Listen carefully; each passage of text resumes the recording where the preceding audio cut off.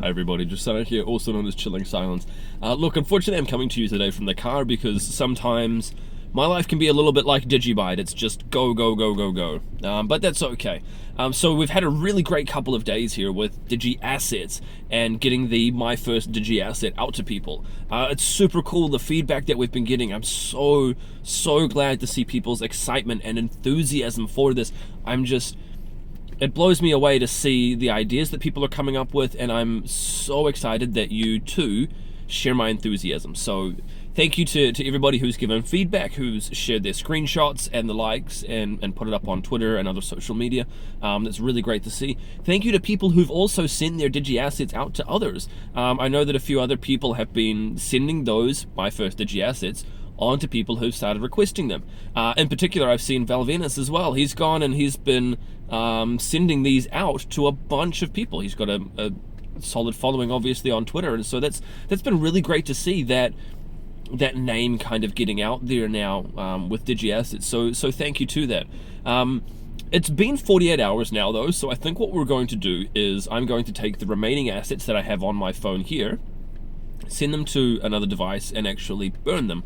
So the idea being that I'd issued originally 150,000 of these. If you actually check, you can see that somebody has already, I'm believing inadvertently, burned them, and there's only 149,995 of them. So that's kind of cool to see that. Now, I'll do this as basically like a limited run, like I'd always expected this to be. They're not specifically worth anything, but they're just a bit of a nice collectible, so something that you can send on to other friends and family, and I would encourage you to do so. What this means, though, is that if anybody kind of joins the DigiByte community and they want one, they're going to have to find somebody else who has one already. Again, though, don't worry, iOS users will sort something else out a bit closer to the time there when the DigiByte update is ready with DigiAssets for iOS. But I think this is going to be a really great way to kind of get people to become more familiar with it and to kind of understand what it is that DigiAssets are and how they work. So speaking of how they work, I want to briefly talk about wallet support and burning of assets. So what happens right now if you were to send one of these through to, let's say, Koinomi or Exodus, like people have been asking in the Telegram channels? This isn't specifically just them. This would also affect like Edge Secure, Garda Wallet, Jax. But basically, if somebody were to send you a DigiAsset, what you will see is you'll see a transaction coming into your wallet for a very, very small amount of DigiByte. Now, it is this small amount of DigiByte that effectively contains your DigiAsset. So what this means is that when you receive it, even if it's on a wallet that does not specifically support DigiAssets yet, if in future support was added and that UTXO was still there and it hadn't been used and you hadn't gone and spent it, or it hadn't been gathered as part of you sending assets somewhere, then your DigiAsset would still be there. However, the chances of that happening is incredibly slim. Most of the time, what happens when you send a transaction is it will gather up a couple of different inputs, send them all out to the destination, and then some change back to you. Now, a good wallet will do that because of the additional privacy there, so that basically it makes it harder for anybody who is watching on the blockchain to know who you are. It's part of the pseudo-anonymous nature of UTXO. Anyway, so what does this mean? Well, basically, if you don't use the Android app at the moment, let's say you're using iOS and somebody sends you a DigiAsset, there is a very, very high chance the next time you go and send some DigiByte that it will get burned.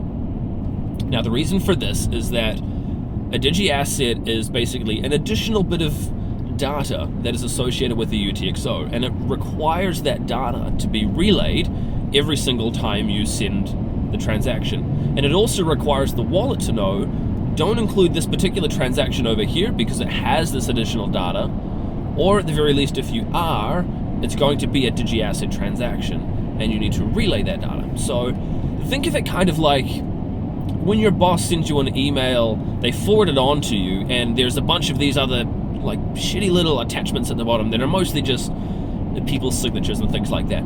But if you don't have those signatures, then you can't find out the person's, say, phone number, for example. So what this basically means is that once those are stripped out, by an email client that doesn't understand it, or in this case by a DigiByte wallet that doesn't understand DigiAssets, you can't then go and put them back later. So you effectively burn and destroy that data, and that's how the asset then gets removed effectively from supply. So if you have a DigiByte iOS app and you receive it, the next time you go and you send, you will probably end up burning that DigiAsset. So this is why we want to encourage people specifically only to receive DigiAssets on wallets that have the DigiAsset logo there, that have confirmed support. Now, we've got it on Android. I've also shown off that it's coming to DigiByte Go real soon so that people can access it from their PC, from Chrome, etc. But we've also got it coming to iOS. I don't have an ETA.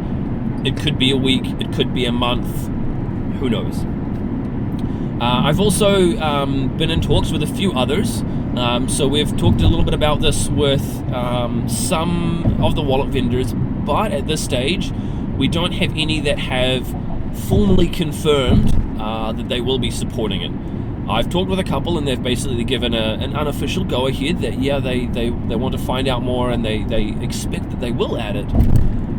But obviously, in keeping with tradition, we're not going to go and sing that from the rooftops until they've definitively confirmed it. So for the time being, stick with the DigiByte Android wallet. We're going to be getting the DigiByte Go update out to people real soon. We are aware on Android that there is a bit of a grouping issue, so sometimes you will see multiple ones appear in your DigiAsset folder. That's okay. We're going to get that fixed. Might take a couple of days though. We've basically worked poor Noah pretty ragged. He did 11 releases in a single day, so yeah. Anyway, this has been a quick bit of an update. I hope it's been insightful for you to learn a little bit about the behind-the-scenes stuff for DigiAssets, and specifically what's going on with the transaction. If you do have any more questions, feel free to sing out in the comments section below. If you've enjoyed this, give me a like, give it a subscribe, I'd really appreciate that. You can tweet me, I'm at DGB_chilling, or otherwise I'll talk to you in the next video. We'll see you tomorrow. Cheers.